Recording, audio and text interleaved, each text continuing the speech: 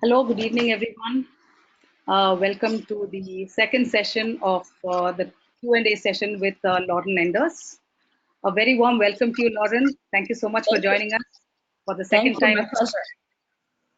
Absolutely. I'm really delighted to host Lauren Enders for Learning to Communicate, the second in the series. And every session is for 30 minutes and happens once a week throughout this month.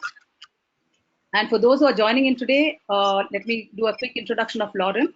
She is an amazing combination of a speech pathologist, AAC consultant, AP consultant, public speaker, special educator, and guest blogger, all rolled into one.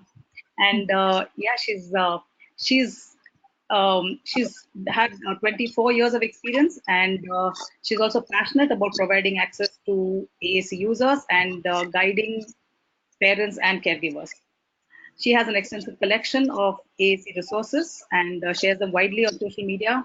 She has about 6,000 followers on Facebook and 32,000 followers on Pinterest. That's awesome. And thanks so much, Lauren, for joining us in AAC month, which is quite a packed schedule for her, but she still made some time for us. Yep, my pleasure. Yeah. So those who've logged in, if you have any questions, you can tap the Q icon on your control panel and type in your questions, which Lauren can address at the end of the session. So there will also be a poll at the end of the session. Please do answer it, and there'll be a survey which will not take more than a minute to answer. It has 5 questions. It would help us in getting the next sessions better. So just to give you a brief summary of the previous session for those who may have missed it, Lauren had dispelled some of the common myths which was related to AAC. So one of the most important is introducing AAC does not impede natural speech, but only enhances and accelerates development of natural speech. The second is that it gives the child access to language while their motor skills are still developing by speaking to them using AAC. So it is recommended that you can start using AAC as early as 12 months, or in fact, you said even 8 months of age. And because the child will still be exposed to a lot of communication, conversation, interaction with the parent, just the way you expect a typically developing child, the way you keep speaking to them, whether they talk to you or not. In the same way, you expose the child with AAC needs also to language from the beginning, so that he also learns the language starts developing even before his motor skills are developing, while it's developing. She also encouraged all parents of AAC users to get together perhaps and use AAC to talk to each other. This would be a great experience because it would be a lot of learnings and insights for parents to understand what the child goes through. It's a great idea, Lauren. Thanks for that. Sure. She also mentioned that from the time we are born, we are constantly exposed to people talking to us and not around us, but speaking to us.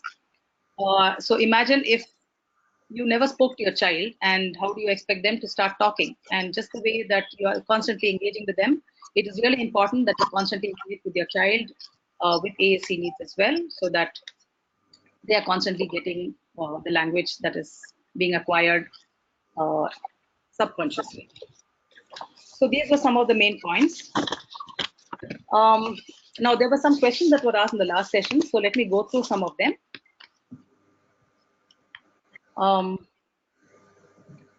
Because we didn't have the time to complete it. So here is one, which is from Radhika S. So this is related to generalization. So perhaps, Lauren, it may be a good idea to just give an idea about what is generalization before you address the question. Sure. Yeah, so go ahead, and then at the end of that, I can speak the question out.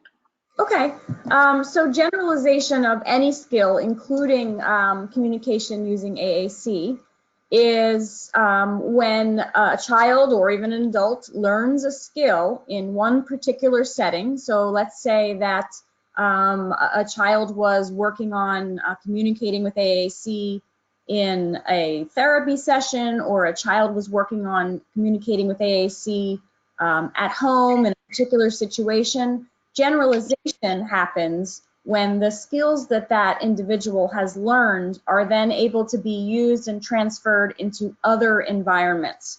You know, when I was working as a caseload speech language pathologist, and very early in my career, besides AAC, I always have done AAC, but I also had some more typically developing students who had speech and language challenges.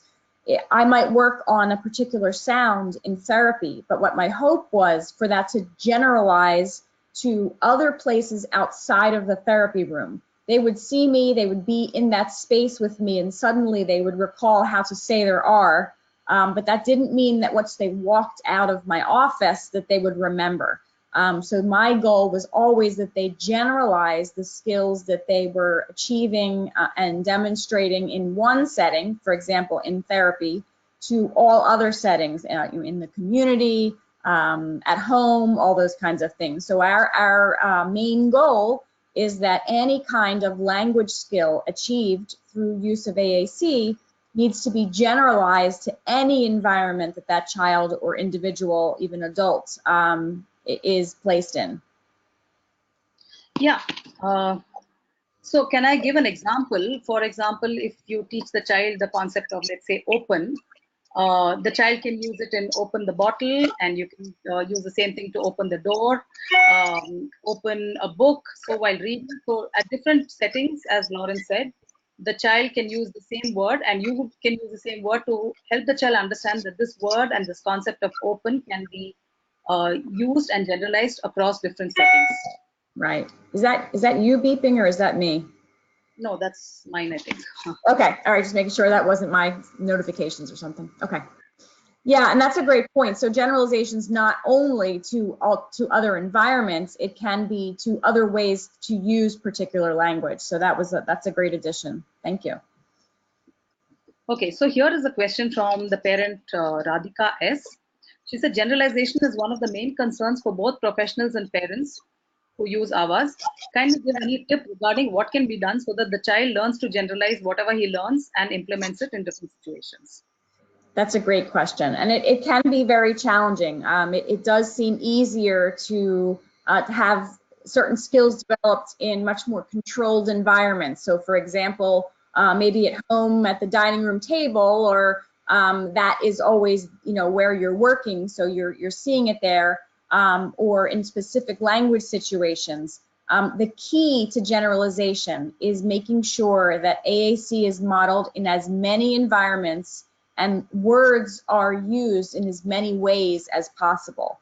It takes some time to do that. I think one great example of a family that is modeling in a way that they are able to achieve better generalization is the family from We Speak Pod, where they are using AAC all the time, everywhere they go. If they go out in the community, they are bringing their AAC and they are modeling AAC. If they're inside, they're modeling AAC. It can be very difficult, particularly with busy lives and working parents. It can be really hard to do that. But the key really to generalizing any kind of language skill is having experience with that language skill in multiple environments, and also, again, with multiple ways to use words. So another example would be if you teach go, not only teaching go, meaning you're going to go in the car, but modeling, you know, go away, or let's go, and modeling multiple ways to use that word. It really has almost everything to do with the fact that it's modeled across situations and modeled showing how to use that word in multiple ways. In most words, we do have many ways that we can use them, and it's important to model them in as many ways as possible. Yeah, great. Go is another good example, yeah, for multiple uses.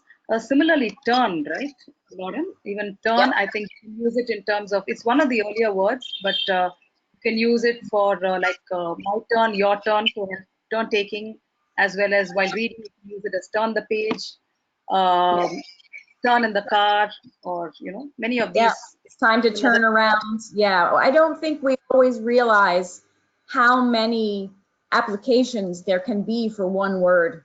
And it actually pays to kind of think thoughtfully about what maybe, I'm going to focus on these 2 words this week. It's kind of easier for us as parents, as educators, as clinicians, whatever role we're playing.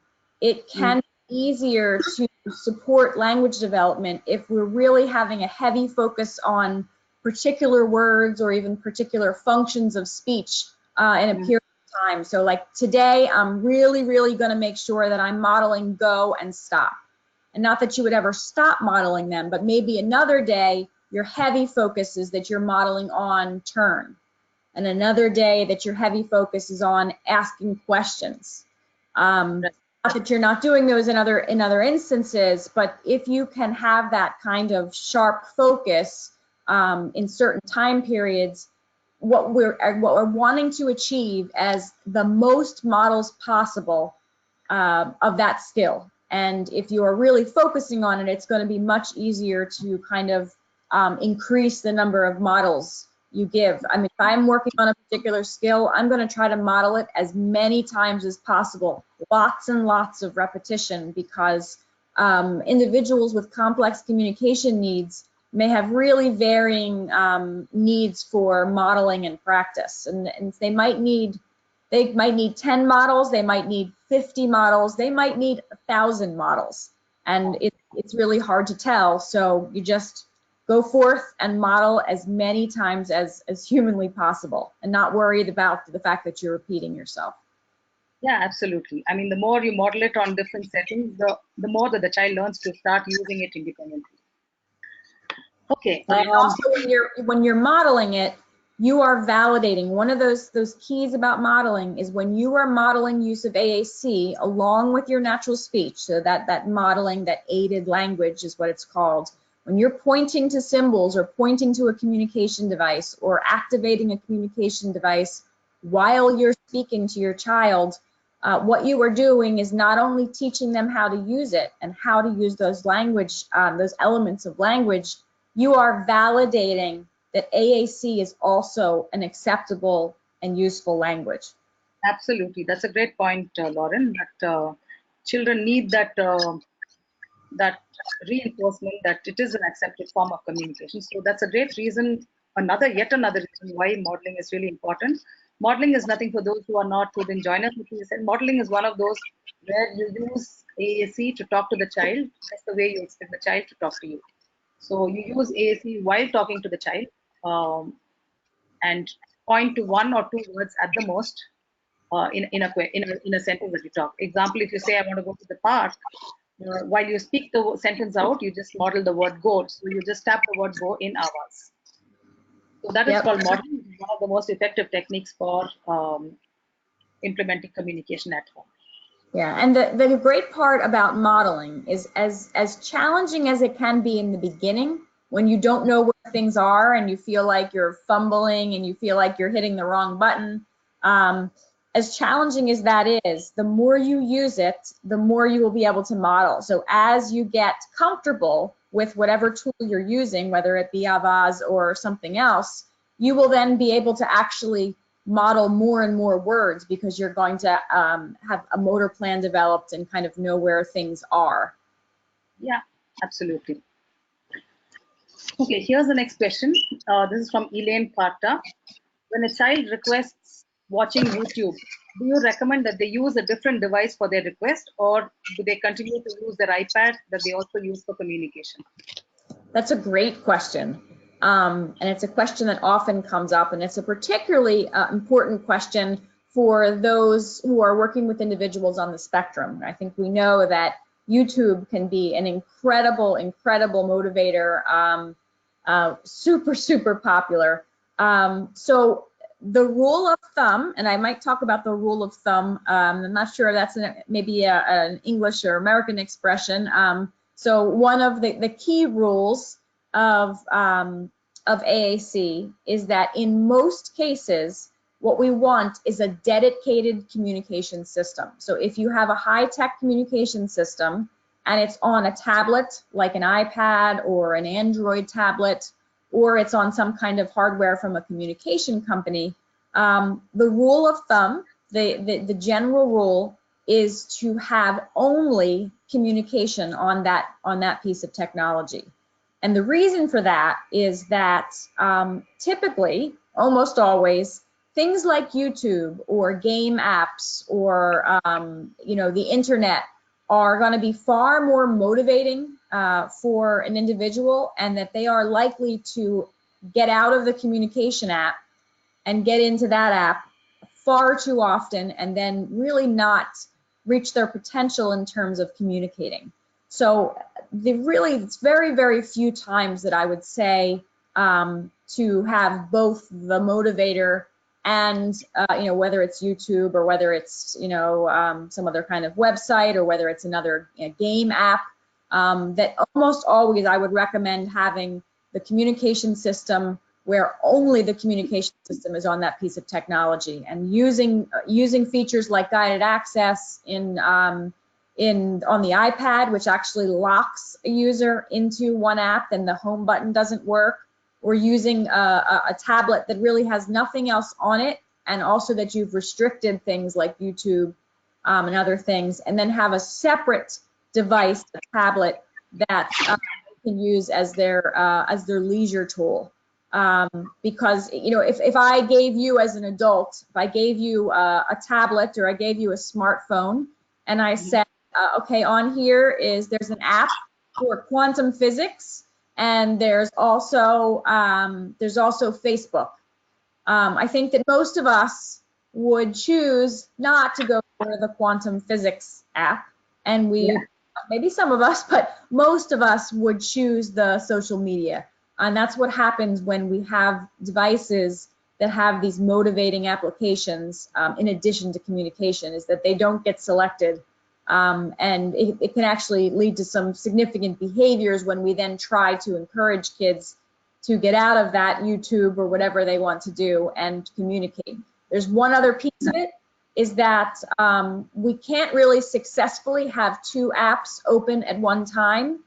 Even when we can have two running on the same screen, it reduces the size and makes it harder to access buttons. So that's the other piece to it, is that you can't have very easily, you can't have the communication application up as well as YouTube. So how do you actually talk about things using the communication device if you can only have really successfully one at a time? Right. Yeah, thanks for addressing that. That's a very common question that parents are always asking. That's a great question. Yeah, absolutely. Okay, so there's yet another question regarding prompting. So if you can first explain what is it to prompt a child. This is something that parents, there are a lot of questions related to prompting. So one would be to just explain what is prompting and what is the kind of, how do you teach the child the first time round, briefly, and what is the wait time required? Why is it important? That's the wait time is really key. So I'm actually going to take off this poster right now. Move that to the side. I forgot what my computer does there. And pull up, there's one of those rules of thumb. So here is a prompt hierarchy. Now there are a number of excellent prompt hierarchies out there. And what a prompt hierarchy is levels of prompting. So prompting in AAC is what kind of language you are using with an individual to get them to say what you're hoping they'll say. Our tendency as humans is to desperately want to help. And what that can cause us to do is over-prompt tremendously. It also causes us to prompt in quick succession. Unfortunately, even though that's the way that we kind of are wired to be, we're wired to want to help, and we will prompt. We give language to try to get that individual to say what they'll say. The more we prompt, the more what we're doing is actually, we may breed learned helplessness. So if you provide a prompt, all right, say ball, And then a couple seconds later, or even 1 second later, okay, want you to say ball. Ball's right here. And we have this tendency to just keep on talking, keep on prompting. So what we do without meaning to do it is that we teach them, well, I don't really expect you to say anything anyway. I'm going to just keep giving you language until I actually give you the answer, and you don't have to actually do anything. We don't mean to do that. Our intent is quite the opposite. When we prompt and fire prompts at an individual in quick succession, we're not actually giving them the opportunity to then respond. With prompting, it's absolutely essential that once you do provide a prompt, and we will need to prompt, we will need to provide that kind of verbal support in addition to our modeling. But if we prompt and then prompt again and then prompt again, there are really kind of two major challenges. One is if I were to ask any one of you, as typically developing speakers, a question, quickly in your mind, you process my question, you then process your answer, and then you come up with a response in your head, and then your muscles are kind of told by your brain what to do, and that motor plan comes together and you speak it. But when we're dealing with individuals who have complex communication needs, and that can be really anything from autism or intellectual impairment to those with really severe physical disabilities as well. When you are working with someone like that, many times everything runs slower. So while it may take you just a second or less to process someone's question and start formulating your response, I have worked with individuals that it takes them up to 30 seconds to even process what prompt is that I've given them. You know, it ranges. It could be 5 seconds. It can be 10 seconds. But back to one of those rule of thumbs that we want to, when we provide a prompt in general for an AAC user, we want to give at least 10 seconds before prompting again. Because we want to make sure that they are actually processing what we've asked. What's really key to know is that every time you reprompt, you provide a new instruction. And that's pretty much what prompts are. They're cues or instructions. Every time you insert a new cue, a new prompt, a new instruction, you are starting the processing, the language processing of what you're telling them to do over again. You're back to square one each time, because they can no longer work on the prompt before, because now you've given them something different. So key is absolutely giving, I would say in general, start at about 10 seconds. You may learn that they need a little bit less. You may learn that they need a whole lot more. I find that as human beings, that no matter how much we know that we need to kind of watch our prompting and prompt less often and give more time, that our human nature makes us want to jump in really fast and really often. I've been doing this for over 20 years. I have to count in my head. So I provide a prompt. I must count in my head. I count 1, 1,000, 2, 1,000. And while I'm counting, what I'm doing is I am providing that individual, I'm looking at them with an expectant pause or an expectant delay. So not only am I waiting, I'm not waiting and kind of looking around, I'm waiting. So, what should we do with the ball? And then I'm looking at them with this look like I'm expecting that you're going to communicate something. And remember that when I ask that question and that I provide that prompt, I'm doing so also activating words in their system. I'm even modeling the questions. So key in the communication prompt hierarchy is that in some situations, particularly if you're ever part of kind of a behavioral process like ABA, where instruction is happening with a specific prompt hierarchy, Augmentative communication best practices in AAC are quite opposite of what is being shared in ABA in terms of the order of prompt provision. So whereas in ABA you provide the heaviest prompts, you might give a physical prompt first, where you're grabbing someone's hand and bringing it to a button, and then you might be coming a little less physical, maybe then you're going to their elbow, and then maybe you're giving a very, very specific statement. I want you to say yes, and then you go backwards and you say, well, what should you say?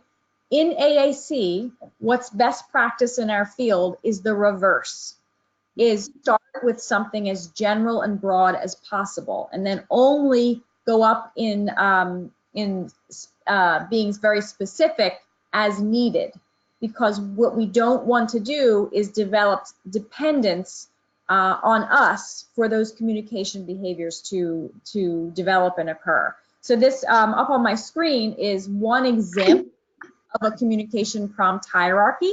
This is from Gail Van Tatenhove. And she says, first, just make a really general statement about the situation. So you're not saying, so this particular example on here is what, is if you're teaching the word what.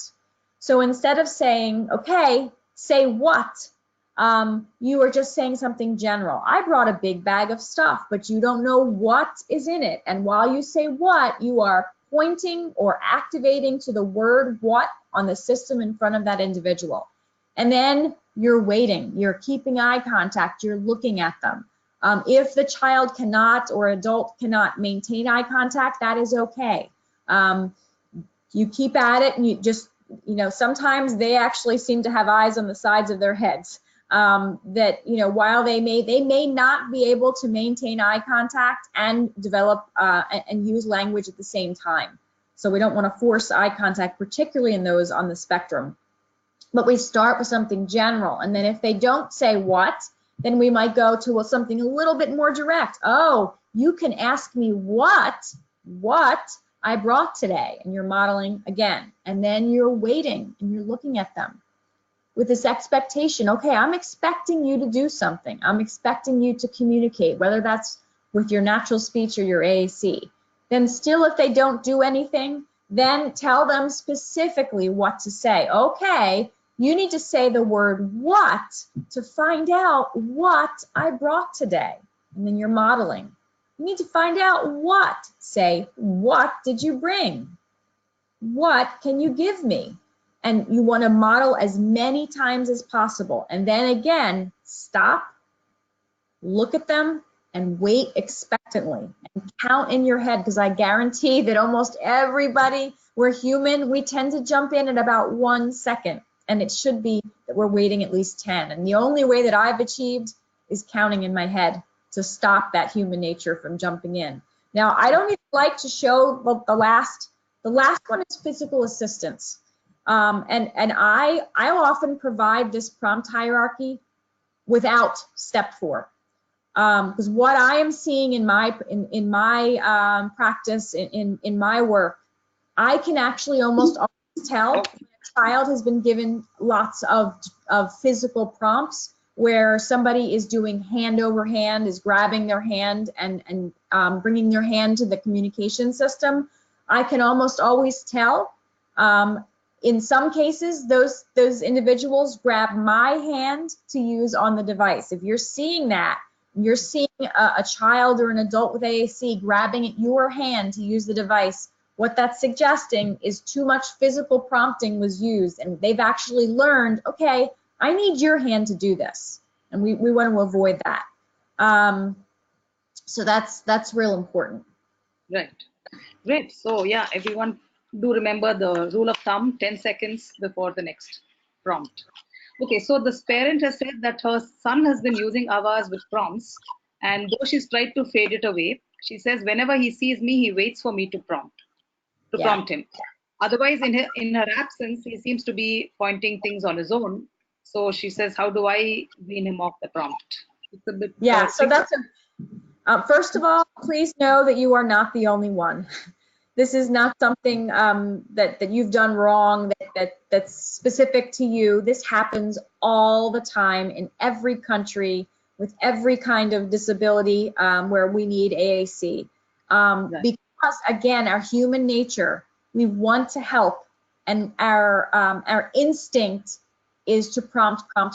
And unfortunately, it can take some time to break that cycle.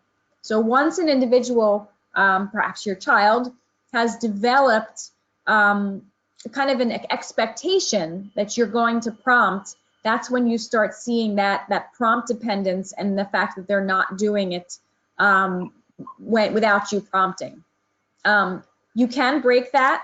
One of the keys is to just start modeling like crazy and start reducing the demands that you are placing on them for communication.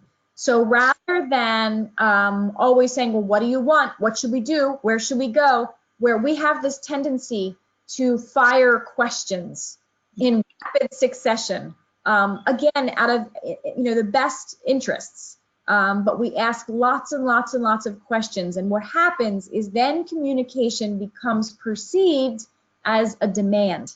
The children develop an understanding that, oh, she's asking me a question, now I got to do something again. And what that can lead to, along with prompt dependence, is individuals who really won't do anything unless you provide more and more prompts and more direct prompts, maybe, something level 3 or down to level 4 that I showed, where you're actually doing a physical prompt. And that's sort of a self-fulfilling prophecy. The more you do that, the more they expect it. I was called in as an example for a young lady she was in 5th grade, so about 11 years old. She had an app, a communication app with lots and lots of symbols. She actually, her app had more than 100 symbols, which could use. She did know what to use, but what was happening was you would ask her a question, and then she would just hover her finger over the answer. She would not press it. And what the teacher did, she would just hover. And you could see she was hovering over the correct response. But it's maximum prompt, even something physical, to get her to actually touch it. And she did that because she had been given in the past hand over hand models, so holding her finger. And it also been, so much of the language that was modeled or directed at her were questions that she felt that she had to answer. It was a demand. And what happened was I went in and I said, well, I'll just work for her a little. And the teacher stood back, and I didn't know the student. And I sat down with her app, and what I did was I just started talking to her. I said, oh, well, you don't know me. I'm going to tell you about and I touched my favorite things. Let me see.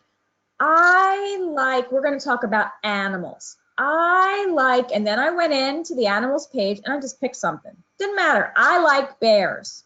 And then I looked at her. No. I changed my mind. I like snakes. No.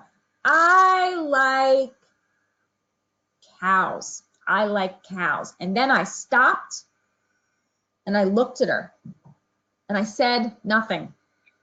I wanted to see if she would, on her own, go in and either choose an animal or say like.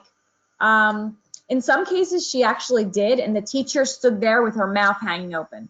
And the difference with the way that I spoke to her and the way that the teacher typically spoke to her is I was just communicating about myself and then giving her an opportunity to share about herself. She didn't have the perception, I'm testing you. Tell me your favorite animal. Find me your favorite animal. Navigate to your, so because of this, that perception where I was looking for interaction, not a test answer. And that is one of the best pieces of advice that I can give, is to really start paying attention to the way that you talk to someone who's learning AAC, because our tendency, and so this doesn't make you a bad person or wrong, but our tendency in our eagerness to help is to test. People don't like tests, and that's when we start getting pushback and we get lots of prompt dependence because they don't really want to be tested. Some folks on the autistic spectrum actually have something called pathological demand avoidance, or they may show, maybe it's not particularly to that level, but they may show demand avoidance. And as soon as they perceive you using that talker or that system as a demand, I'm out. They're done. Yeah, that's great. Yeah, but I love the way that you used um, your own favorites to get it out of the child. I'm sure that works greatly. I mean, and most of us, yeah, we think that by asking the child, we're trying to get an answer, but yeah, it actually turns them away from us and away from the topic. And then there's another piece to that. When kids are given AAC systems, whether that's paper or whether that's high tech, we have a tendency to think that just because they've gotten to the stage perhaps where they know where a word is, does not mean they have any idea of how to use that word. We learn how to use words by experiencing their use in interaction with others. So just because a child, you've seen them go in and you've seen them go to lion. They like lions. I know he can do lion. And then you go to him and you say, what's your favorite animal? It doesn't mean that just because he knows where lion is, that he knows in that instance to that question that what he's supposed to be answering with is an animal. So the way that I would teach it is that, I have some favorite animals. I have animals that I like. And then I would model, and then look to the child and really just look at them initially and just count. And then if they don't do something, and they might not, especially if they've developed prompt dependence, then you can start going through that prompt hierarchy from sort of general suggestions down to, okay, well, you can say animal, you can say rhino. Any of these resources that I show, like that prompt hierarchy, I'm absolutely happy to share, so I can provide those to you, Alitha, and if you want to share with the folks that are watching. Yeah, that would be great. Okay, just a couple of quick questions related to what we've spoken about today. So Pallavi A has asked, can we provide with answers and prompt if the person has problem to speak up? Oh, so do you mean volume? I'm not sure I understand. So can you repeat that question? I'm not very clear about it myself. Can we provide answers in prompt if the person has a problem to speak up? I know that there had been a question last time about low speech volume. I guess, no, this is about, I think about the prompting. Can I provide the answer? Like, for example, if she expects the child to answer it with, okay, what is red out here, or what did you eat today? So should I answer it for him? So yeah, I would just give yes, you can, but I would give a very, very specific way of doing that. So if you ask a question, so there are going to be, especially if prompt dependence is already here, you've already gotten, you are at the point where you are seeing that an individual has prompt dependence, like this young girl that I spoke to, that she would hover. She had already developed prompt dependence. So the way to break that is all this modeling. And I think what's really key is understanding that you should be going through the prompt hierarchy.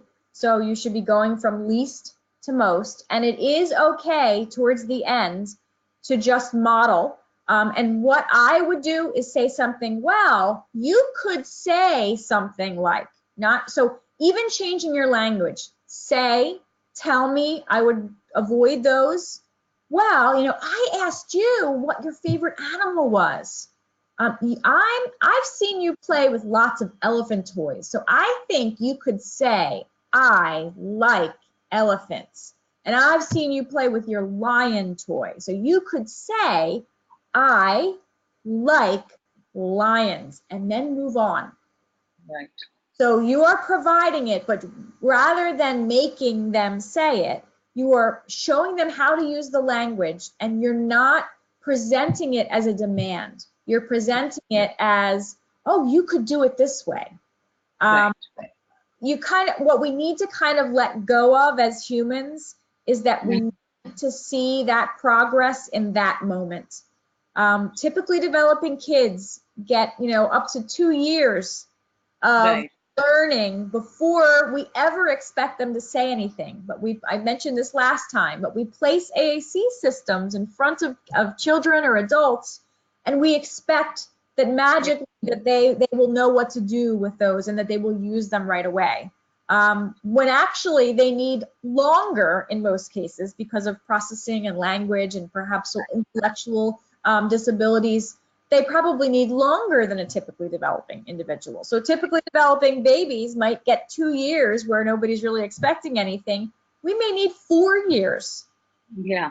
With a complex communication need and other disabilities. So, modeling, you could say, or, I wonder if you were thinking. So statements like I wonder, or maybe, or you could say, because we want to be careful about not having those who use AAC feel that we are taking their words, that we are dictating what should be in their minds. Communication is about connection and about getting, truly what's in someone's, mind and heart, so to speak.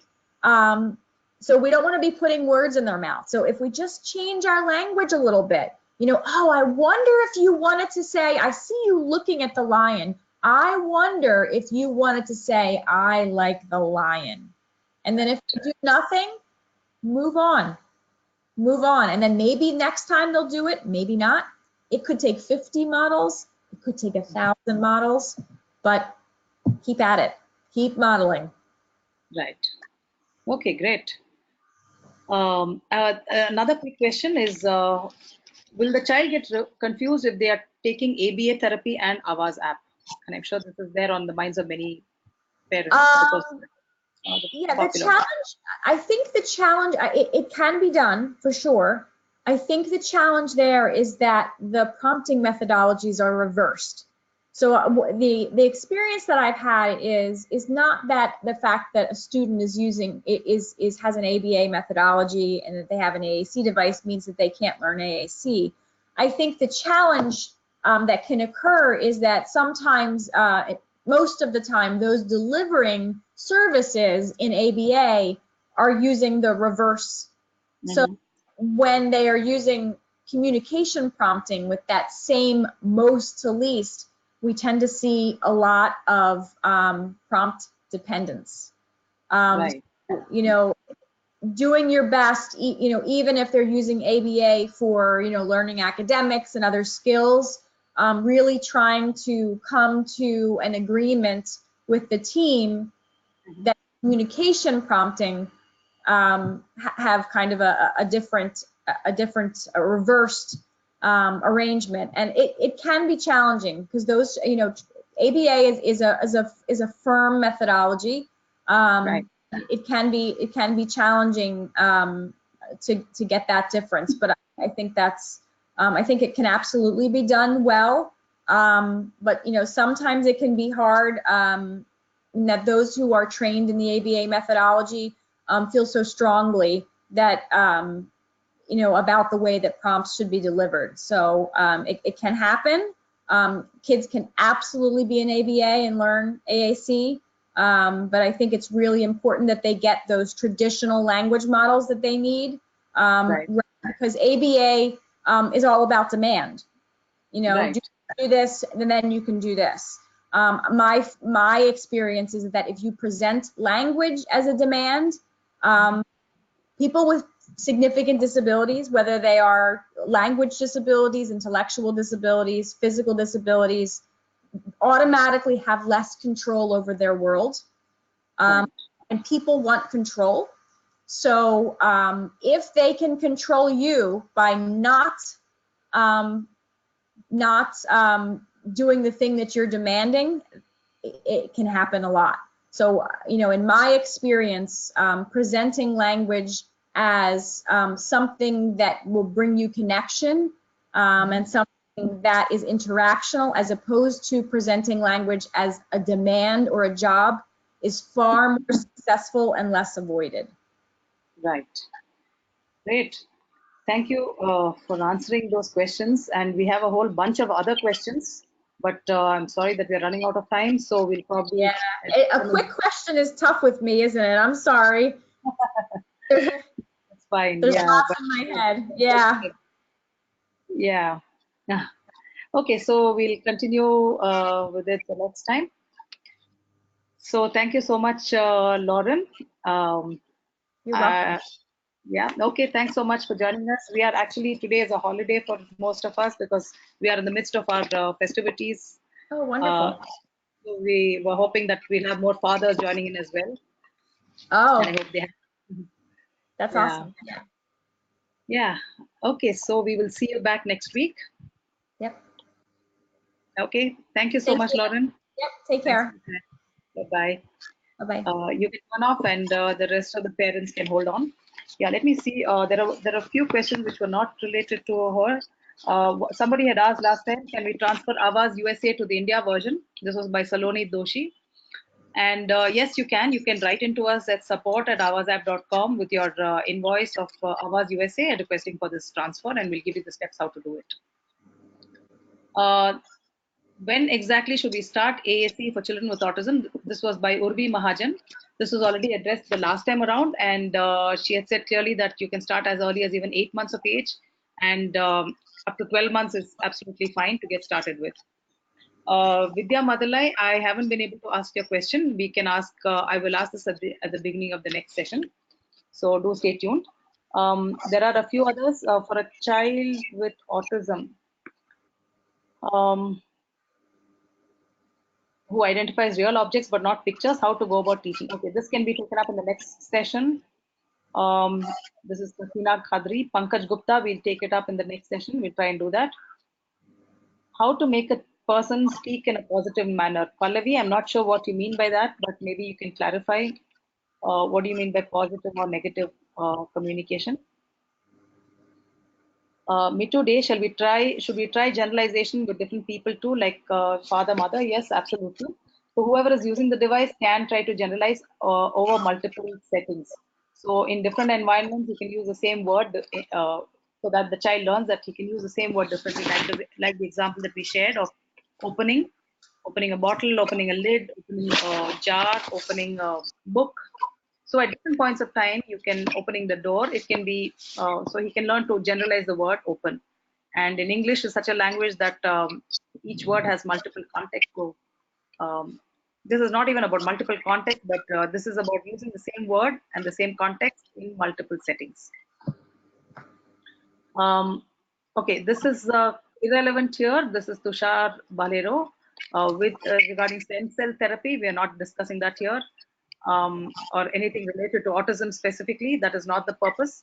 We're specifically talking about communication related to communication needs for the child. So Namrata, your question was addressed. Mid today, if prompting is done, how to fade away the prompts. So she did share about how to fade the prompt so that the child becomes prompt independent. And she will also share with us any resource that she shares. We will share it with you um, once it's all done. Pallavi, can we provide with answers? And yeah, that this was already addressed. Which type of SAD may be used for an autistic child? I'm not sure what you mean by that. Can you please clarify, Sunil Mishra? Kamini Lakhani, thank you. You said brilliant tips on prompt hierarchy, very compatible with RDI. Thanks for that. Sunil Mishra, what is Avaz app? Avaz is an AAC app, and you can download it on the App Store. Currently at a 50% discount. We have two other questions. Yeah, no, I think that is it for now. So we will take up the few questions that were pending over to the next session. Is there any other questions that you would like to ask? Please let me know. Otherwise, we are closing the session for now. And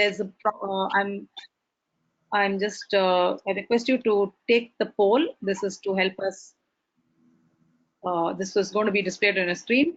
Please do tell us what you think about the session so that we will know what to change or otherwise. And at the end of this, when I close the webinar, you will also get a brief survey which has just 5 questions.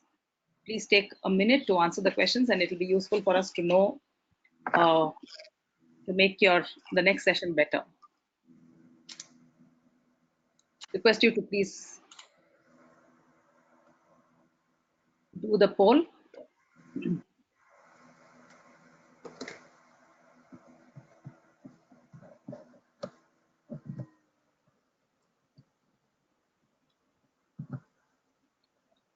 Please do add the poll. Waiting for a few more to finish.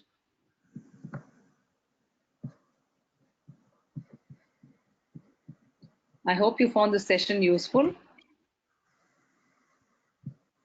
And if you have any other suggestions, we would be happy to take that. And this is some of the questions that we are asking in the survey. So if you do have specific questions to ask or specific topics to be discussed, please do share it so that we can take it up in the next in the following 2 sessions.